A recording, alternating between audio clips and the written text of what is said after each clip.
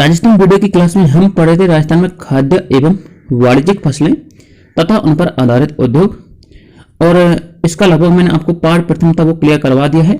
जिन विद्यार्थियों ने पाठ प्रथम नहीं देखा है वो पाठ प्रथम जाकर के देख सकते हैं। इस पाठ प्रथम का लिंक आपको वीडियो के डिस्क्रिप्शन बॉक्स में मिल जाएगा, ठीक है ना। आज हम पढ़ने वाले वहां से आगे।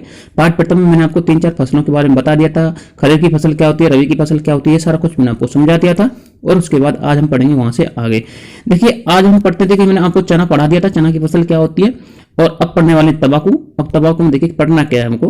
अमेरिकन पौधे, जो अमेरिकन पौधा है, सबसे पहला पॉइंट क्या समझना, तंबाकू जो है हमारे भारत के मूल का पौधा नहीं है। तंबाकू हमारे भारत मूल का पौधा नहीं है, यानी कि यह भारतीय पौधा नहीं है, ये अमेरिकन पौधा है। और इसको लेके कौन आया था भारत में? इसको लेके आए थे पुर्तगाली। कब लेके आए थे? 1508 में भारत में पुर्तगाली लेके आए थे। जब आप मॉडर्न हिस्ट्री पढ़ते हो तो मॉडर्न हिस्ट्री में एक टॉपिक लगता है विदेशी कंपनियों का आगमन, विदेशी कंपनियों का भारत में आगमन। जब आप ये पढ़ते हो तो आप वहां पर पढ़ोगे कि जो पुर्तगाली आए थे, सर्वप्रथम आए थे हमारे भारत में। सर्वप्रथम कौन आए थे? पुर्तगाली आए थे। सबसे बाद में भी कौन गए? पुर्तगाली गए, ठीक है ना। उसके बाद ये 1508 में क्या लेके आए थे? अमेरिकन पौधा लेके आए थे जिसका नाम था तंबाकू का पौधा। और जब ये आए थे तो उस समय राजा था कौन? हमारा जहांगीर। और जहांगीर ने इनको क्या किया? इसकी खेती करने की शुरुआत करने की मतलब परमिशन दे दी। और उसके बाद जब जहांगीर को लगा कि इसके जो हमको दुष्परिणाम हो सकते हैं तो उसने इसको क्या करते? बंद कर दिया। क्या करवा दिया उसने? इसको बंद करवा दिया। मतलब ऐसा राजा जो जहांगीर ही था जिसने शुरू भी करवाया और बंद भी करवाया, ठीक है ना। आगे हम पढ़ेंगे कौन सा सर्वप्रथम खेती किसने की? जो शुरुआत थी वो जहांगीर ने करवाई और बंद भी जहांगीर ने की। 2019 के अगर रिपोर्ट के अकॉर्डिंग देखें तो अलवर, जालौर और झुंझुनू, ये 3 जिले हमारे राजस्थान के हैं। अलवर, जालौर और झुंझुनू, इन 3 जिलों में अभी वर्तमान में क्या की जाती है? तंबाकू की खेती की जाती है, ठीक है ना। आगे हम पढ़ेंगे अफीम की खेती। देखिए, अफीम की खेती जो है इसका एक कच्चा फल होता है जिसका नाम है डोडा। कच्चे फल को क्या बोलते हैं? डोडा कहते हैं। इसका उपनाम है काला सोना। इसका उपनाम क्या है? काला सोना। और सर्वाधिक कहां पर बोई जाती है? चित्तौड़गढ़ में इसको सर्वाधिक बोया जाता है। देखिए दोस्तों, अफीम की खेती हुई और आपकी ये तंबाकू की खेती, ये सारी की सारी कैसी खेती फसलें हैं? वाणिज्यिक फसलें हैं दोस्तों, ठीक है। खाद्यान्न फसलें नहीं है। ये भी कैसी फसलें हुई? एक वाणिज्यिक फसल है, ये भी खाद्यान्न फसल नहीं है, ठीक है ना। देखो, कुछ फसलें ऐसी होती हैं जो खाने के काम नहीं आती। देखो, ये आपको पता है पीने के काम आती है, ये भी पीने के काम आती है, खाने के काम थोड़ी आती है तो यूज में। तो वाणिज्यिक फसलें, देखो मैं आपको खरीफ की फसल और रबी की फसल करवा रहा हूं और जायद की फसल करवा रहा हूं। मौसम के आधार पर फसल 3 प्रकार की होती है, मैंने आपको बताया था प्रथम वीडियो में। एक तो आपकी रबी की फसल होती है, एक आपकी खरीफ की फसल होती है, एक आपकी जायद की फसल होती है, ठीक है।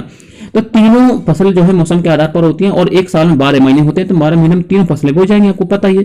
जब 12 महीने में 3 फसल बोई जाएंगी तो कुछ फसल तो ऐसी होंगी वाणिज्यिक जो रबी के समय बोई जाएंगी, कुछ फसल वाणिज्यिक ऐसी होंगी जो खरीफ की फसल के समय बोई जाएंगी, और कुछ ऐसी होंगी जो जायद की फसल के समय बोई जाएंगी, है ना। तो मैं आपको जब रबी की फसल करवाऊंगा तो उसमें भी कुछ खरीफ की जो वाणिज्यिक फसल है उनको करवा दूंगा। और जब जब वाणिज्यिक फसल का जो टॉपिक आएगा उसको करवाऊंगा तो मैं आपको बता दूंगा कि आपको जैसे कि तंबाकू है, ये आपको तंबाकू दे रखा है तो मैं आपको बता दूंगा जैसे भाई ये तंबाकू है, ये तंबाकू एक वाणिज्यिक फसल है। आप इसके इस कोष्टक में यहाँ पर क्या लिख लेना? वाणिज्यिक फसल। मैंने लिखा नहीं है लेकिन आप जब नोट्स लिखो तो वाणिज्यिक फसल लिख लेना, ठीक है ना।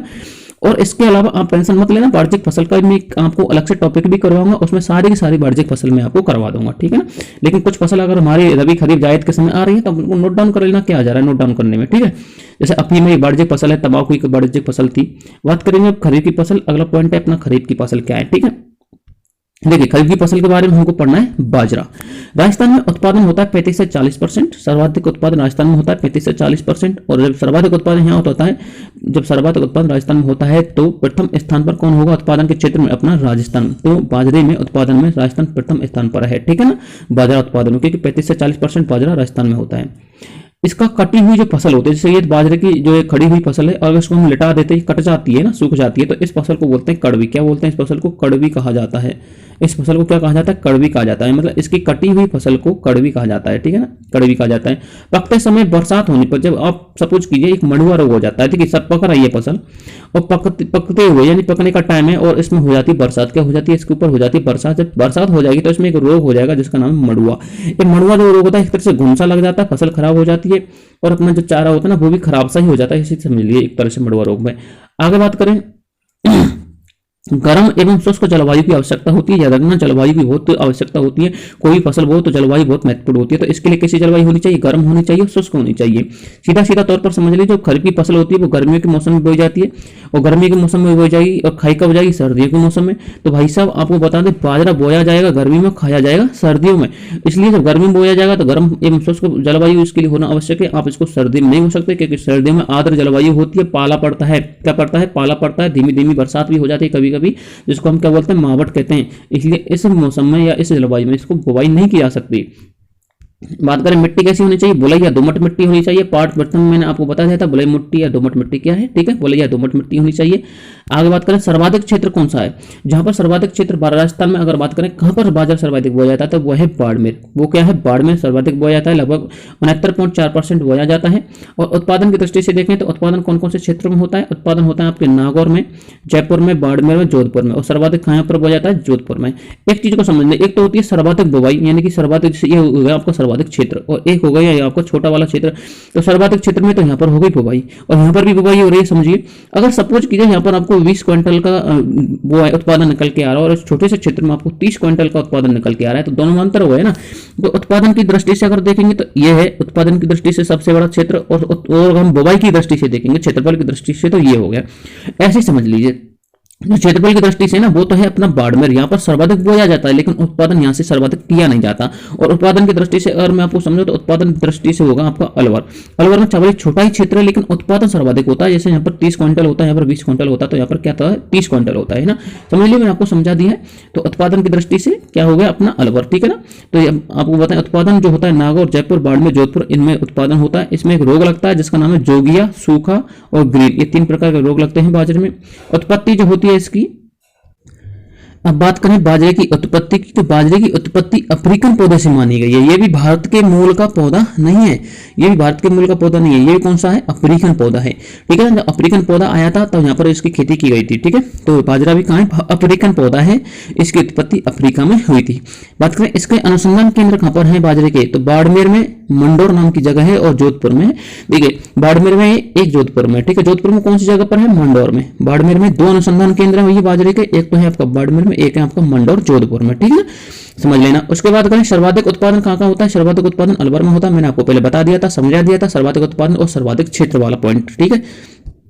बात करें फसल में, तो एक फसल में गोद नाम का एक गोद होता है, गोंद एक तरह से, उसमें अर्कट बोलते हैं उसको, वनस्पति भाषा में क्या बोलते हैं, अर्कट बोलते हैं। एक गोद नाम की कोई चीज होती है, समझिए, इससे सब कुछ गोंद जानते हो, गोंद, तो इस तरह से गोद एक चिपचिपा सा पदार्थ होता है गोद, ठीक है ना। तो गोद नाम की यदि ये चीज लग जाए या ये पदार्थ उसमें लग जाए उस फसल में, तो ये फसल कैसी हो जाती है, जहरीली हो जाती है। कैसी हो जाती है, जहरीली हो जाती है। इससे पता क्या इफेक्ट होता है, जो गोद नाम का पदार्थ लग जाता है, जो गर्भवती महिलाएं होती हैं उनका गर्भ निर्धारण, मतलब गर्भ गिर जाता है, गर्भवती महिलाओं का खांसी जुकाम छोटे मोटे रोग इससे हो जाते हैं और बहुत ही इफेक्टिव होता है। वैसे ये गोद नाम का जो पदार्थ है मैं आपको बता दूं, इस गोद नाम के पदार्थ का बीमारियों में दवा बनाने के काम आता है, जबकि लेकिन बीमारी में दवा बनाओगे तो इसका कुछ इसको मॉडिफिकेशन करते हैं तभी तो दवा बनती है।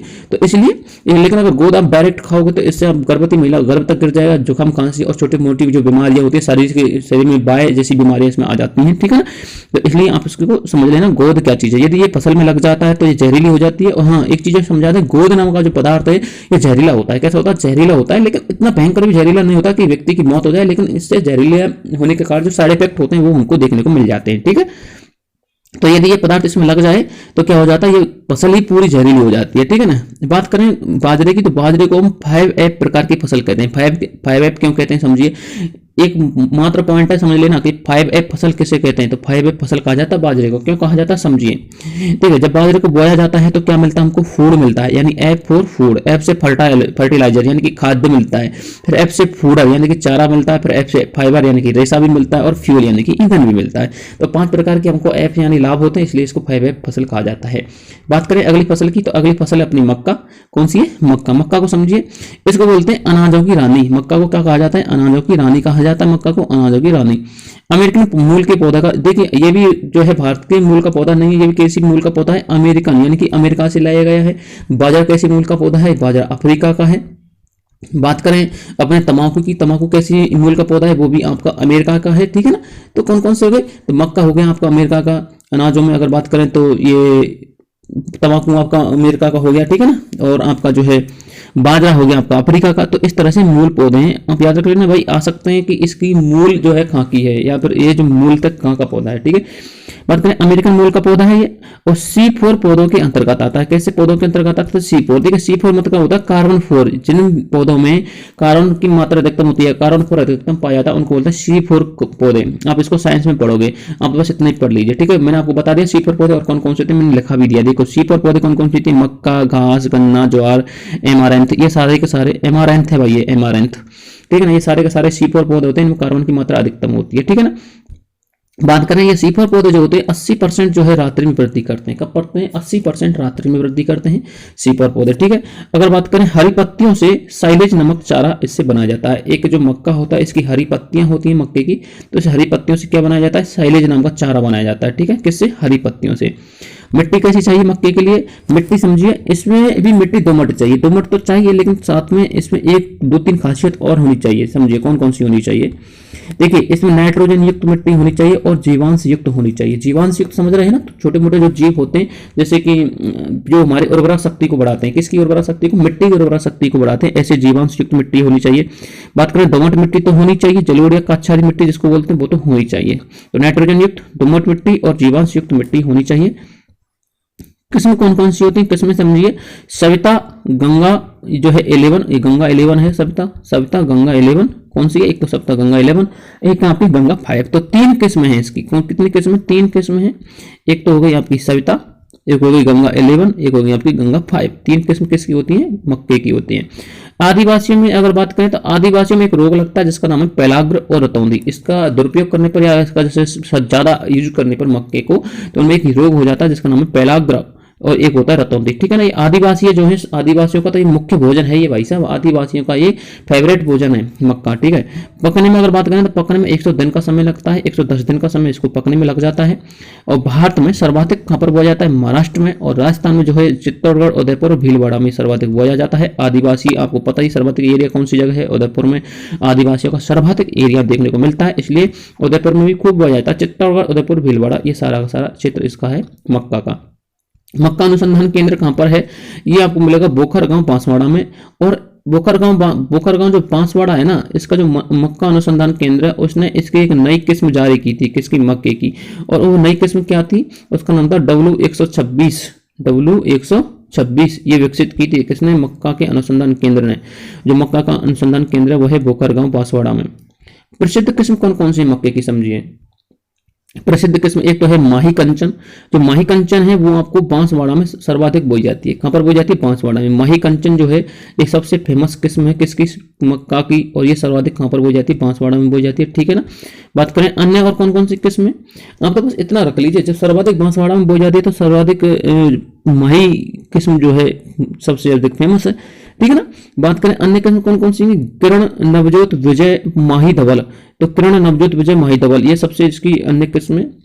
देखिए मैं आपको इनको सर्किल कर देता हूँ। एक तो हो गई आपकी किरण, एक हो गई आपकी नवजोत, विजय और माही धवल। एक ही किस्म है, एक ही नाम है भाई, माही धवल, ठीक है ना। अलग अलग नहीं है, कहीं माही अलग कर दो, धवल अलग कर दो, ठीक है। एक ही नाम है माही धवल, ठीक है।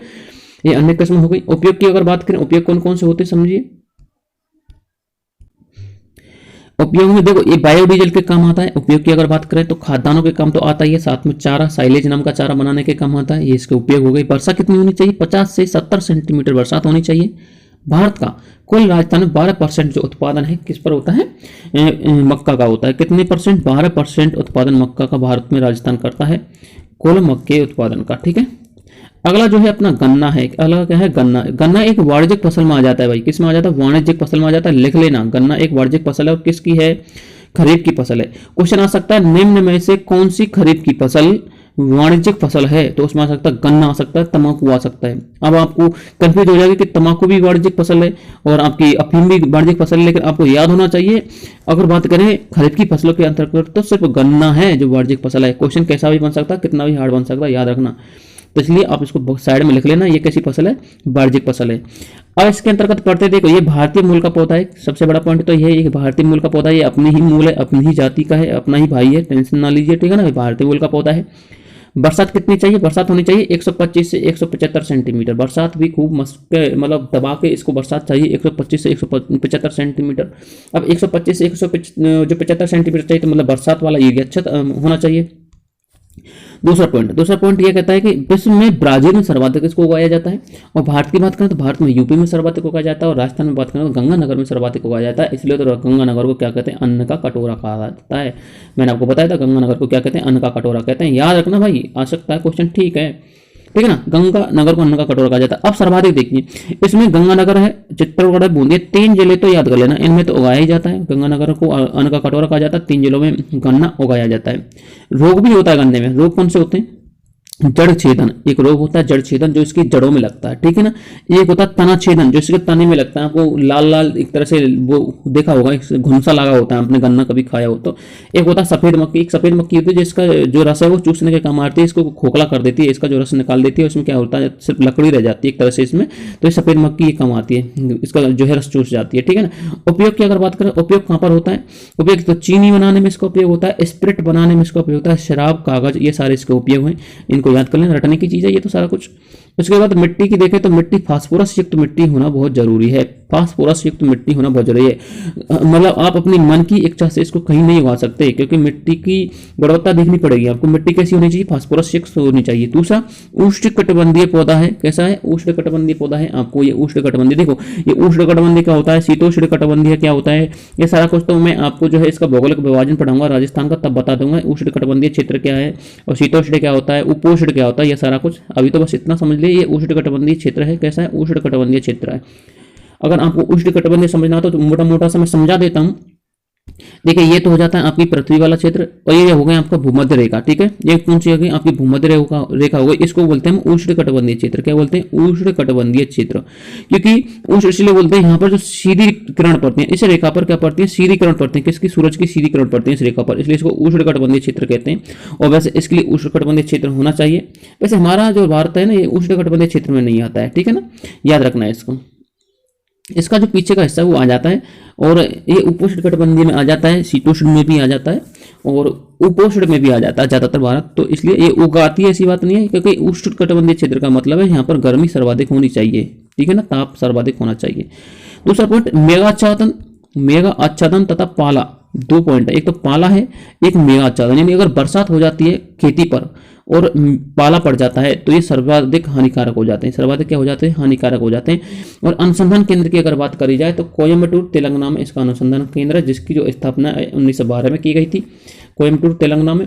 और गर्मी तो इसकी, ताप तो होना चाहिए, क्योंकि गर्मियों की फसल पड़ा रहा हूँ तो इसलिए ताप तो इसकी होना चाहिए, इसलिए उष्णकटिबंधीय क्षेत्र में इसलिए तो बुवाई की जाती है इसकी, ठीक है ना। तो इसका पाला पड़ने पर और मेघाच्छादन होने पर ये सबसे हानिकारक होते हैं, पाला और मेघाच्छादन। ऐसा वैसे होता नहीं है, गर्मी में कहाँ होता है ऐसा। उसके बाद अनुसंधान केंद्र कोयम्बटूर तेलंगाना, इसकी स्थापना 1912 में की गई थी, ये मैंने आपको बता ही दिया है। मिट्टी कैसी होनी चाहिए, काली दोमट। कैसी होनी चाहिए, काली दोमट होनी चाहिए, दोमट ही नहीं होनी चाहिए, साथ में काली होनी चाहिए, जिसको हम चिकनी मिट्टी बोल सकते हैं, ये ऐसी होनी चाहिए, ठीक है ना, काली दोमट होनी चाहिए। ताप की अगर बात करी जाए, ताप होना चाहिए 21 से 27 डिग्री सेल्सियस, और नॉर्मली हो जाता है गर्मियों में 21 से 27 डिग्री सेल्सियस जो होता है ताप नॉर्मली हो जाता है, ठीक है ना। बात करें आगे की है कपास। कपास भी एक आपकी वाणिज्यिक खेती है, कैसी है, वाणिज्यिक कृषि है कपास भी। कपास के अंतर्गत क्या देखना है, भारतीय मूल का पौधा है कपास, याद रखना भारतीय मूल का पौधा है। उपनाम होता है इसका सफेद सोना और बढ़िया। उपनाम क्या होता है, सफेद सोना और बढ़िया। सफेद सोना और बढ़िया इसका उपनाम होता है। काला सोना किसको बोलते हैं, अफीम को काला सोना कहा जाता है। किसको, अफीम को काला सोना कहा जाता है, अफीम को याद रखना। और सफेद सोना किसको बोलते हैं, कपास को। ये भी एक वाणिज्यिक कृषि है, अफीम भी एक वाणिज्यिक कृषि है। भारत में महाराष्ट्र में सर्वाधिक इसका जो उत्पादन किया जाता है, और राजस्थान में अगर बात करें तो हनुमानगढ़, गंगानगर, भीलवाड़ा, ये 3 जिले ऐसे हैं जिनमें सर्वाधिक इसका उत्पादन किया जाता है, गंगानगर, हनुमानगढ़ और भीलवाड़ा। मूंगफली अगर देखें तो ये भी आपकी जो है मूंगफली खरीफ की फसल है, और खरीफ के साथ साथ ये वाणिज्यिक फसल की श्रेणी में आ जाती है मूंगफली। बात करें बरसात जो होती है 75 से 100 सेंटीमीटर बरसात होनी चाहिए। भारत में सर्वाधिक गुजरात में इसको बोया जाता है। भारत में सर्वाधिक कहाँ पर होती है, गुजरात में होती है। राजस्थान में अगर बात करें तो राजस्थान में बीकानेर में सर्वाधिक होती है, जोधपुर में होती है और जयपुर में होती है। कितने जिले हैं, 3 जिले होते हैं जहाँ पर इनकी अधिकता आपको देखने को मिलती है। उत्पादन इसका बीकानेर, जोधपुर और जयपुर में आपको मिल जाता है सर्वाधिक। राजस्थान की बात करें तो राजस्थान में राजकोट किसको कहा जाता है, लूणकरणसर। राजस्थान में राजकोट, जैसलमेर में एक जगह है जिसका नाम है लूणकरणसर, ठीक है ना। जैसलमेर, बीकानेर जो आपका जगह मिलेगा आपको पश्चिमी राजस्थान में, इसको हम बोल सकते हैं मारवाड़ एरिया में आपको देखने को मिल जाएगा, ठीक है ना। लूणकरणसर नाम की एक जगह पड़ती है। यहाँ पर क्या होता है समझिए, बीकानेर का राजा था लूणकरणसर, वैसे तो बीकानेर के क्षेत्र में भी आ जाती है, ठीक है ना। तो हम बात करें राजकोट जो है किसको कहा जाता है, लूणकरणसर को कहा जाता है। बीकानेर के राजा के नाम पर ही इस जगह का नाम लूणकरसर पड़ा था। और ज़्यादातर आपको बता दूं तो ये लूणकरसर जो है आपको बीकानेर में ही देखने को मिलेगा, क्योंकि बीकानेर का क्षेत्र है। बीकानेर का एक राजा हुआ था जिसका नाम था लूणकरसर, उसने ही इसको अपने नाम पर बसाया था, ठीक है ना। आगे हम बात करेंगे इसमें रोग कौन कौन से होते हैं। देखिए जो अपनी मूंगफली होती है इसमें रोग होता है टीका रोग, सफेद लट और एक भ्रंग। सफेद लट में इसमें पड़ जाती है, भ्रंग नाम के रोग इसमें होते हैं, टीका रोग इसका होता है, ठीक है ना। ये सारे के रोग हैं, इनको याद कर लेना। चावल की बात करें, चावल भी आपका जो है ये ये वाणिज्यिक फसल में नहीं आता, ये खाद्यान्न फसल में आ जाता है चावल, ठीक है ना। अगर बात करें सर्वाधिक चावल उगाया कहाँ जाता है, तो सर्वाधिक चावल उगाया जाता है एशिया में। कितना परसेंट? 90% उगाया जाता है एशिया में। कितनी परसेंट? 90% एशिया में उगाया जाता है। और 90% में अगर बात करें तो भारत में 21% उगाया जाता है। भारत में कितने परसेंट? 21% भारत में उगाया जाता है। यानी कि ये भारत में 21% उगाया जाता है। तो सर्वाधिक जो है विश्व की लेवल पर अगर बात करेंगे तो चीन में ये सर्वाधिक उगाया जाएगा। भारत अपने सेकंड नंबर पर आ जाता है, चीन में जो है सर्वाधिक उगाया जाता है, ठीक है ना। तो भारत अपने सेकंड नंबर पर है। अब इसको चावल को क्या कहा जाता है? दूसरा नाम इसको जो ग्रामीण भाषा में इसको दूसरा नाम क्या है समझिए, इसको कहा जाता है खुरपे की खेती। क्या कहा जाता है? खुरपे की खेती। क्यों कहा जाता है? आपको पता ही है, चावल जो है खुरपे की सहायता से, जैसे ये आपका खुरपा हो गया तो इसकी सहायता से क्या है, उसकी वो लगाई जाती है, चावल की जो होती है लौद आती है ना, वो लगाई जाती है चावल की, ठीक है ना। तो खुरपे की सहायता से इसका वृक्ष लगाया जाता है। आगे हम बात करते हैं किस्म कौन कौन सी होती है चावल की। देखिए चावल की किस्म होती है, एक तो होती है इंडिका, सर्वाधिक मोस्ट किस्म यही है चावल की, इंडिका, ठीक है ना। तो इंडिका जो होती है कहाँ पर उगाई जाती है? देखो इंडिका उगाई जाती है आपके उष्णकटिबंधीय क्षेत्रों में। कहाँ पर? उष्णकटिबंधीय क्षेत्रों में। हम पढ़ रहे हैं खरीफ की फसल, वो आपकी गर्मी वाला क्षेत्र है, आपको पता ही चल गया होगा, उष्णकटिबंधीय क्षेत्र। तो इंडिका उगाई जाती है उष्णकटिबंधीय क्षेत्र में। एक होती है जैपोनिका, ये उगाई जाती है शीतोष्णकटिबंधीय क्षेत्रों में। शीतोष्णकटिबंधीय उनको कहेंगे जो उष्णकटिबंधीय के बाद आते हैं। हमारा राजस्थान का थोड़ा बहुत हिस्सा जो शीतोष्णकटिबंधीय में आ जाता है। मैं आपको सारा कुछ समझा दूंगा, टेंशन मत लेना भाई कि उष्णकटिबंधीय क्या होता है, शीतोष्ण क्या होता है, टेंशन मत लेना। आगे हम बात करते हैं, मैं इसमें नहीं समझा सकता शीतोष्ण उष्ण को, क्योंकि अलग से भौगोलिक विभाजन होता है इसका, तो अलग से समझाना पड़ता है, समझिए। आगे जो होता है बासमती, जो होते हैं सबसे अधिक हनुमानगढ़ में राजस्थान के अंतर्गत उगाया जाता है, किस्म होती है बासमती। उसके बाद एक होती है गरुड़ बासमती, ये होती है गरुड़ बासमती, इसका दूसरा नाम है परमल। ये गरुड़ बासमती या परमल ये हड़ौती वाले क्षेत्र में उगाई जाती है। जो हड़ौती आपको झालावाड़ वाला क्षेत्र या फिर बारा वाला क्षेत्र आपने देखा होगा, कोटा झालावाड़ वाला, वो क्षेत्र आपका हड़ौती हो गया। दूसरा आपका है सफेद लकड़ा या सफेद, इसको भी बोल सकते हैं, सफेद इसकी किस्म है। और उसकी होती है लकड़ा, ये भी किस्में सर्वाधिक उगाई जाती है अलवर और भरतपुर में, सफेदा और लकड़ा। यह आपकी चावल की किस्म है, सफेदा और लकड़ा। अभी हम देखिए तीन चीजें और पढ़ते हैं। देखो खरीफ, रबी और जायद। खरीफ की फसल, रबी की फसल और जायद की फसल। मौसम के आधार पर 3 भागों में बांटा था। देखो खरीफ की फसल को हम गर्मियों की फसल कहते हैं, मैंने आपको पहले बताया था, ग्रीष्म ऋतु की फसल। रबी की जो है शीत ऋतु की फसल है, और जायद की आपको बसंत ऋतु की फसल मिलेगी। जायद की जो फसल है ना, वो आपकी मार्च अप्रैल से शुरू होती है और जून तक चलती है। कहाँ तक चलती है? ये जो महीना होते हैं 3 महीना, ये 3-4 महीने जो होते हैं, ये आपके बसंत ऋतु के महीने होते हैं, मार्च अप्रैल से जून तक, ठीक है ना। तो ये कहाँ की कौन सी फसल है जायद वाली? ये बसंत की फसल है। अब समझिए जायद और जायद, ठीक है। और समझिए जायद की जो फसल है या फिर खरीफ की फसल है और रबी की फसल है, उनकी अलग अलग किस्में, और 3 किस्म बहुत इंपॉर्टेंट है। कौन कौन सी किस्में समझिए। खरीफ की जो फसल है उसकी किस्म का नाम है ओस किस्म, और रबी की जो फसल है उसकी किस्म का नाम है अमन किस्म, और जायद की जो फसल है उसकी किस्म का नाम है बोरो। तो समझ लेना, इन किस्मों को याद कर लेना। क्वेश्चन कैसे आ सकता है? निम्न में से ओस किस्म किस फसल की श्रेणी में आती है? निम्न में से ओस किस्म किस फसल की श्रेणी में आती है? तो आपको याद होनी चाहिए, रबी की फसल है, खरीफ की फसल है, या फिर जायद की फसल है, ठीक है ना। इनको तो रट लेना भाई, ये रटने वाली चीज़ है। ओस किस्म, ये सारी किस्में जो होती हैं, मिट्टी जो होती है, सारा कुछ रटने का सिस्टम है ये। तो अगला जो पॉइंट है वो है अपना, भारत में सर्वाधिक पश्चिम बंगाल में जो है चावल सर्वाधिक कहाँ पर होता है? भारत में चावल जो होता है आपको पश्चिम बंगाल में देखने को मिलेगा। लेकिन बात करें अगर, देखो अगर भारत में चावल जो है सर्वाधिक पश्चिम बंगाल में देखने को मिल रहा है, कहाँ पर देखने को मिल रहा है? पश्चिम बंगाल, यानी कि कोलकाता में देखने को मिल रहा है।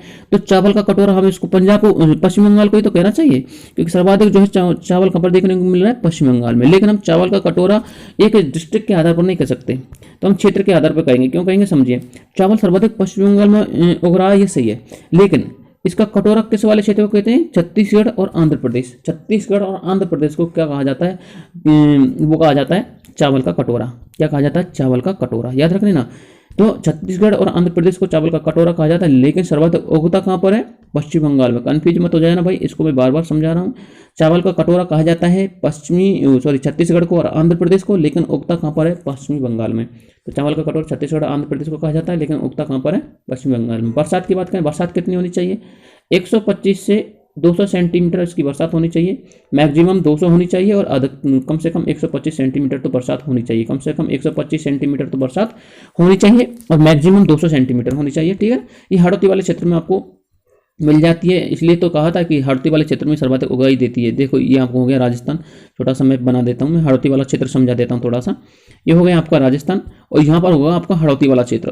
तो यहाँ पर से कौन से मानसून आते हैं? ये वाले मानसून आते हैं आपके दक्षिणी पूर्वी मानसून। तो सर्वाधिक सबसे पहले हाड़ौती वाले क्षेत्र में झालावाड़ में प्रवेश करते हैं दक्षिणी पूर्वी मानसून, किसमें प्रवेश करते हैं। और इधर हम देखें अगर दक्षिणी क्षेत्र में, तो यहाँ से जो भी मानसून आते हैं उनको बोलते हैं हम कौन से? दक्षिणी पश्चिमी मानसून। ये आपके करते हैं बांसवाड़ा वाले क्षेत्र में, यहाँ से एंट्री करते हैं केरल कर्नाटक से होते हुए। आपको ये राजस्थान हो गया, ये राजस्थान हो गया, सॉरी पूरा के पूरा है ना, ये राजस्थान वाला क्षेत्र है।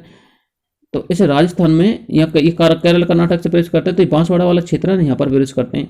तो दक्षिणी पश्चिमी मानसून सबसे पहले प्रवेश करते हैं आपके बांसवाड़ा में, और जो होते हैं दक्षिणी पूर्वी मानसून वो आपके प्रवेश करते हैं झालावाड़ में। ठीक है ना, झालावाड़ जो क्षेत्र है हाड़ौती वाला क्षेत्र है। तो जब झालावाड़ में प्रवेश करेंगे तो सर्वाधिक बरसात झालावाड़ में होगी। तो इसका मतलब जो चावल होता है वो सर्वाधिक वर्षा वाले क्षेत्र में उगाए जाते हैं। तो इसकी बरसात का मतलब है 125 से 200 सेंटीमीटर इसके लिए बरसात होना बहुत जरूरी है।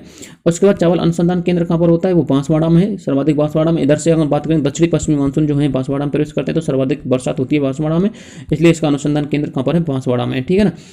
दूसरा पॉइंट है राजस्थान में सर्वाधिक हनुमानगढ़, बूंदी, बांसवाड़ा, इन तीनों जिलों में सर्वाधिक इसकी बुवाई की जाती है। और इसमें रोग लगता है एक चावल में, जिस रोग का नाम है खैरा। क्या नाम है इस रोग का? नाम खैरा है। ठीक है ना, तो याद रख लेना चावल में एक प्रकार का रोग लगता है जिसका नाम है खैरा। बात करें केंद्रीय चावल अनुसंधान केंद्र कहाँ है? वो आपके कटक उड़ीसा में है, यानी कि कर्नाटक में एक जगह है जिसका, उड़ीसा में एक जगह है जिसका नाम है कटक, और कटक नाम की जगह पर जो है केंद्रीय चावल का अनुसंधान केंद्र है। ठीक है ना। अगला जो पॉइंट है वो है अपनी सरसों। सरसों को भी हम वाणिज्यिक फसलों के श्रेणी में लेते हैं, क्योंकि सरसों जो है वाणिज्यिक फसल या व्यापार की दृष्टि से बोई जाती है। तो सरसों का जो अनुसंधान केंद्र है वो आपका सेवर भरतपुर में है। जो ये अनुसंधान केंद्र है ना, वो 8वीं पंचवर्षीय योजना में बनाया गया था। कौन सी पंचवर्षीय योजना थी? 8वीं पंचवर्षीय योजना थी, और 8वीं पंचवर्षीय योजना में इसको बनाया गया था। किसको? सरसों के अनुसंधान केंद्र को। इसकी स्थापना 8वीं पंचवर्षीय योजना में की गई थी। बात करें, देखो पीत क्रांति हुई थी, क्या हुई थी? पीत क्रांति सरसों से संबंधित है भाई। पीत क्रांति किससे संबंधित है? सरसों से संबंधित है। पीली क्रांति जिसको हम बोल सकते हैं, तो पीली क्रांति हुई थी। और अभी भी जो वर्तमान में चल रही है वो सरसों से संबंधित है। अभी हुई थी, पहले भी हुई थी, और अभी भी वर्तमान में चल रही है। जो वर्तमान में है उसका नाम है पीत क्रांति। सरसों के क्षेत्र में वर्तमान कौन सी क्रांति चल रही है? पीत क्रांति चल रही है। जीके का, करंट जीके का क्वेश्चन बन सकता है। सरसों के क्षेत्र में वर्तमान में पीत क्रांति चल रही है। ठीक है। बात करें अगला पॉइंट जो है वो है भारत में सर्वाधिक कहाँ पर उगाई जाती है सरसों? देखो राजस्थान में हो जाती है, क्योंकि जो राजस्थान होता है एक कृषि आधारित या कृषि आधारित क्षेत्र है, यानी कि इसकी आर्थिक अर्थव्यवस्था कमजोर है, तो सर्वाधिक कृषि पर ही निर्भर होते हैं लोग। तो राजस्थान में जो है ये वाणिज्यिक फसल सर्वाधिक होना मतलब स्वाभाविक है, क्योंकि व्यापार राजस्थान में है नहीं है इतना, और सबसे ज़्यादा लोग जो है कृषि पर निर्भर हैं। तो यहाँ पर व्यापारिक दृष्टि से जो फसल बोई जानी चाहिए तो वो है, देखिए मूंगफली यहाँ हो नहीं सकती, मूंगफली यहाँ की हो नहीं सकती, चावल यहाँ पर हो नहीं सकते, यहाँ पर तंबाकू होती नहीं है। तो इसका मतलब व्यापारिक दृष्टि से तो एक फसल रहेगी वो है सरसों। तो इसलिए राजस्थान को क्या कहा जाता है? सरसों का क्षेत्र, यानी सरसों का प्रदेश कहा जाता है। तो राजस्थान में सर्वाधिक सरसों होती है, इसलिए राजस्थान को सर्वाधिक सरसों होने के कारण सरसों का प्रदेश कहा जाता है। बात करें इसमें किस्म कौन कौन सी होती है सरसों में? एक तो होती है रजत, एक होती है RS30, एक होती है पुराना गोल्ड, एक होती है वरुणा। रजत, वरुणा, पुराना गोल्ड, एक रोहिणी और होती है, याद रख लेना इसको। एक कौन सी होती है? रोहिणी नाम की किस्म। तो इन चारों किस्मों को आप सरसों की को याद कर लेना। ठीक है ना। कौन कौन सी होती है? रजत, RS30, पुराना गोल्ड, वरुणा, और एक होती है रोहिणी। मैंने आपको बता दिया था, इसको लिख लेना, मैंने लिखा नहीं है इसमें। ठीक है। तो इस तरह से हमने आज पढ़ लिया है, आपको खरीफ की फसलों तक पढ़ा दिया है। खरीफ की फसल कौन कौन सी होती है मैंने आपको सारा कुछ पढ़ा दिया। खरीफ की फसलों में वाणिज्यिक फसल जो आई थी मैंने आपको बता दिया कि ये वाणिज्यिक फसल है। दोस्तों आज का वीडियो इतना ही काफी है, क्योंकि वीडियो बहुत लंबा हो चुका है। और अगला वीडियो जो पार्ट 3 आएगा उसमें हम पढ़ेंगे वाणिज्यिक फसल, और उसके बाद पढ़ेंगे इन पर आधारित उद्योग। ठीक है ना। उसके बाद क्या पढ़ेंगे? इन पर आधारित उद्योग। पहले दोस्तों आपसे निवेदन है, आप हमारे चैनल को सब्सक्राइब कर दीजिएगा और लाइक कर दीजिएगा। और अब मिलते हैं नेक्स्ट वीडियो में, तब तक के लिए जय हिंद, जय भारत। अब मिलते हैं।